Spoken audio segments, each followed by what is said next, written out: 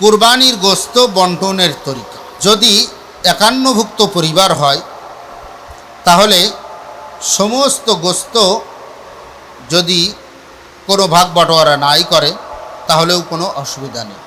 আর যদি একান্নভুক্ত না হয় তাহলে শরিকদের ভিতরে যে গোশত বন্টন করবে সেটা অনুমান করে ভাগ করা যাবে না, যে সবাই তো নিজের নিজের মানুষ, আপন আপন মানুষ, আমরা একটা অনুমান করে ভাগ করে নিই, কম বেশি যা হয় হোক। এটা কম বেশি এরকম অনুমান করে ভাগ করা যাবে না, বরঞ্চ বাটকারা দিয়ে ওজন করে ভাগ করতে হবে। কোনো ভাগে মাথা, পায়া বা অন্য কোনো গোশতের অংশ বেশি দেওয়ার কোনো সুযোগ নেই।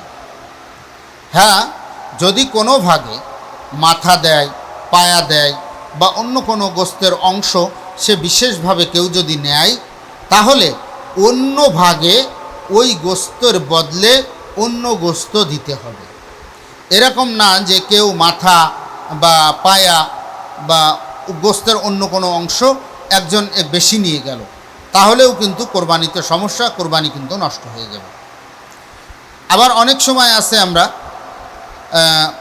গরু যে সমস্ত কসাইতে কাটে বা গরু প্রস্তুত করে দেয়, এই গরু প্রস্তুতকারীদেরকে আমরা অনেক সময় এটা শর্ত করে নিই যে তোমরা ঠ্যাং, মাথা, পায়া, এই সমস্ত চামড়া, এ সমস্ত তোমরা নিয়ে যাবে, তোমাদেরকে আমি কোনো মজুরি দিতে পারবো না। নাউজুবিল্লাহি মিন যালিক। এরকমভাবে যদি কেউ এই কুরবানির গরুর কোনো অংশ দিয়ে মজুরির মাধ্যমে এই গরুকে কাটে, গরু বানায়, গরুকে প্রস্তুত করে, তাহলে ওই কুরবানি যত টাকার কুরবানি হোক না কেন সম্পূর্ণরূপে নষ্ট হয়ে যাবে, তার কুরবানিই হবে না। এর জন্য এরকম আলাদা আমাকে পারিশ্রমিক দিতে হবে। আবার গোশতের থেকে যদি আমি পারিশ্রমিক দিই, যে গরুতে গোশত হয়েছে 10 মণ, এখন আমি কসাইকে ব্যাস 15 কেজি দিয়ে দিলাম কসার পারিশ্রমিক হিসেবে, তাহলেও কুরবানি সম্পূর্ণরূপে নষ্ট হয়ে যাবে, কুরবানিই হবে না। কসাইকে আলাদা মজুরি দিতে হবে, সেটা কম হোক বেশি হোক। হ্যাঁ, মজুরি দেওয়ার পরে তাকে সন্তুষ্ট হয়ে আমি 10 কেজি দিয়ে দিব, 15 কেজি দিয়ে দিব, 20 কেজি দিয়ে দিব, 5 কেজি দিব, 2 কেজি দিব বা মোটে দিব না, এটা হলো আলাদা বিষয়। গোশত দেওয়া হবে সন্তুষ্ট চিত্তে মজুরি হিসেবে। কোনো কিছু দিলে কুরবানি টোটাল নষ্ট হয়ে যাবে। এর জন্য মজুরি হিসেবে কোনো অংশ দেওয়া যাবে না এবং কোনো শরিককেও কোনো অংশ বেশি দেওয়া যাবে না। একেবারে বাটখারা দিয়ে ওজন করে সমান সমানভাবে ভাগ হতে হবে। অংশীদারগণ সকলে যদি তাদের অংশের সমস্ত গোশত দান করে দিতে চায় বা রান্না করে মানুষকে খাওয়াতে চায়, তাহলে ওই গোশত আর বাটখারা দিয়ে ওজন করে বন্টনের প্রয়োজন নেই। যদি সম্পূর্ণ গোশত দান করে দিতে চায়, হ্যাঁ অনেক সময় আছে দান করবে, তো কিভাবে প্রসেসে দান করবে, যে এক একজনকে 1 কেজি করে দেওয়া হবে, তখন ওটা এমনি ওজন করে দেওয়া যেতে পারে 1 কেজি করে। কিন্তু আমরা 7 জন শরিক আছি, আমরা সবাই নিয়ত করলাম যে ভাই আমরা 7 জন শরিক আছি, এই গরুতে আমরা 7 জন শরিক, আমরা 2টা গরু, মনে করেন 7 জনে 2টা গরু কুরবানি দিচ্ছে, যে ভাই এই যে গরুটা আছে এই গরুটা আমরা 7 জনে কুরবানি করে এটা সম্পূর্ণরূপে আমরা দান করে দিব বা এলাকার মানুষদেরকে, গরিব মিসকিনদেরকে আমরা রান্না করে খাওয়াবো। আর একটা গরু যেটা আছে ওইটা আমরা কুরবানি করে ওটা ভাগ বন্টন করে আমরা বাড়িতে নিয়ে যাব। তাহলে ওই যে গরুটা আমরা নিয়ত করছি যে দান করে দিব বা রান্না করে খাওয়াবো, ওই গরুটার গোশত কোনো আর ভাগ বটোয়ারা করার দরকার নেই, 7 ভাগেও ভাগ করার দরকার নেই, যেহেতু সম্পূর্ণটাই দান করে দেওয়ার নিয়ত বা রান্না করে খাওয়ানোর নিয়ত। এর জন্য ওটা আর বন্টন করার দরকার নেই, ভাগ করার দরকার নেই।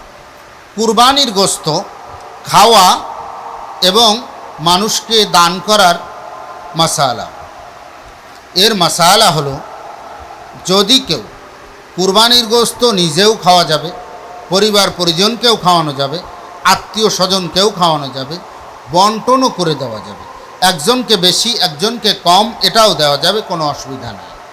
আর যদি কেউ মনে করে এটা নিয়ে এখন দেখা যায় যে সবথেকে বেশি সমালোচনা হয়। যদি কেউ মনে করে যে আমি এক পিস গোস্তও কাউকে দেব না, আমার কুরবানির গোস্ত আমি সম্পূর্ণরূপে খাবো, এটাও কিন্তু জায়েজ, না জায়েজের কিছু নেই। কেউ যদি কোনো গরিব মিসকিন অসহায় কোনো গরিবকে এক পিস গোস্তও না দেয়, তাহলেও কিন্তু তার এক ফুটাও গুনাহ হবে না। কিন্তু কেউ দিল না কঞ্জুসি করে, কিন্তু আমি তার সমালোচনায় পঞ্চমুখ থাকলাম, সারাদিন গীবত করলাম, সে গোস্ত না দিয়ে এক ফুটাও গুনাহগার হলো না। কিন্তু আমি তার সমালোচনা করার পরে কারণে আমার আমলনামায় পাহাড় পরিমাণ গুনাহ জমা হয়ে গেল। আরেকটা জিনিস খেয়াল করুন, বিশেষ করে আমাদের গ্রামগঞ্জের সমাজে এগুলো সব থেকে বেশি হয়, যে গোস্ত কাউকে দেয় না, সব ফ্রিজে ঢুকায় রাখে, সব ফ্রিজে ঢুকায় রাখে। এর কি কুরবানি হবে? ভাইরা আমার, কুরবানি তো অবশ্যই অবশ্যই হবে। কারণ আপনি একটু নিজে নিজে চিন্তা করেন, একটু নিরপেক্ষ দৃষ্টিতে এই কথাগুলো শোনেন। একজন মানুষ ফ্রিজের ভিতরে যখন 20 কেজি গোস্ত ঢুকায় রাখে, এই 20 কেজি গোস্ত মনে করেন সে 2 মাসের ভিতরে রান্না করে খাবে বা 6 মাসের ভিতরে রান্না করে খাবে। ভাই, রান্না করে যখন খায় তখন কি সে শুধু নিজে নিজে খায়? আপনারা সবাই অবশ্যই অবশ্যই উত্তর দিবেন যে না, সে নিজে নিজে খায় না। সাধারণত আমাদের গ্রামগঞ্জে আত্মীয় স্বজন আসলে গোস্ত রান্না করে, একটু ভালো মন্দ রান্না করে, তো ওই আত্মীয় স্বজনকে খাওয়ায়। অনেক সময় বাড়িতে কাজ করে এদেরকে খাওয়ায়, তারপরে কামলা নেয় এদেরকে খাওয়ায়। একজন গরিব মিসকিন এসে ভাত চাই, তাকে একদিন খাওয়ায়। একদিন মাদ্রাসার থেকে বা এতিমখানা থেকে কিছু এতিম মিসকিন ছেলেপেলেদেরকে এনে খাওয়ায়। কোনো আলেম উলামা, মসজিদের ইমাম সাহেব, যদি বিশেষ করে মসজিদের ইমাম সাহেব বাড়িতে বাড়িতে খায়, তাকে খাওয়ায়। তাহলে আপনি দেখুন, এই যে গোস্তটা ফ্রিজে রেখেছে, 20 কেজি গোস্ত রাখুক আর 25 কেজি গোস্ত রাখুক, সারা বছর কি এই লোকটা একাই ভক্ষণ করেছে বা শুধু তার পরিবার ভক্ষণ করেছে? না, 20 কেজি গোস্ত রাখলে হয়তো তার পরিবার ভক্ষণ করেছে 5 কেজি, আর 15 কেজি গোস্ত কিন্তু হয় আত্মীয় স্বজন, নইলে ইমাম সাহেব, নইলে মাদ্রাসার ছেলেরা, নইলে তালেবে ইলম, নইলে তার আত্মীয় স্বজন কামলা, এই সমস্ত মানুষে কিন্তু খেয়েছে। তাহলে এই কাঁচা গোস্ত বন্টন করে দেওয়ার থেকে আরও কুরবানির 1 মাস পরে মানুষকে খাওয়ানো, এটা আরও বেশি অধিক উত্তম মনে হয় না? এর জন্য এটা বলার দ্বারা উদ্দেশ্য হলো যে আপনারা গোস্তওয়ালারা গোস্ত দিবেন না, সব ফ্রিজে পুরে রাখবেন, এটা আমার উদ্দেশ্য না। আমার উদ্দেশ্য হলো যে এই ফ্রিজে পুরে রাখলে বা গোস্ত শুকিয়ে রাখতো আগের জামানায়, এখন আর গোস্ত শুকিয়ে রাখে না, এখন ফ্রিজ হয়েছে। এর জন্য এটা নিয়ে মানুষ সমালোচনা করে, সারাদিন শুধু সমালোচনা করে। ভাইরা আমার, এই সমালোচনা করে শুধু শুধু আমি আমার নিজের ক্ষতিই করছি।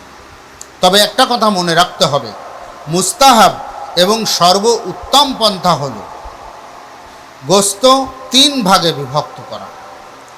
1 ভাগ নিজের পরিবার পরিজনের জন্য রাখা, আর 1 ভাগ নিজের আত্মীয় স্বজনের জন্য রাখা এবং দেওয়া, আর 1 ভাগ যে সমস্ত গরিব মিসকিন আছে এদের জন্য দেওয়া। এটা হলো সর্ব উত্তম পন্থা এবং রাসূল করিম সাল্লাল্লাহু আলাইহি ওয়াসাল্লাম সহ সাহাবা একরাম এইভাবেই বন্টন করতেন। এর জন্য আমরাও তার পদাঙ্ক, রাসূল করিম সাল্লাল্লাহু আলাইহি ওয়াসাল্লামের পদাঙ্ক অনুসরণ করব, সাহাবা একরামের পদাঙ্ক অনুসরণ করব। তাহলে আমরা হেদায়েত প্রাপ্ত হতে পাবো, সিরাতুল মুস্তাকিমের উপর থাকতে পারবো, চলতে পারবো, অটল অবিচল থাকতে পারবো, এবং সাহাবা একরাম যেভাবে আল্লাহ তাআলার দরবারে কবুল হয়েছেন সেইভাবে আমরাও কবুল হয়ে যেতে পারবো।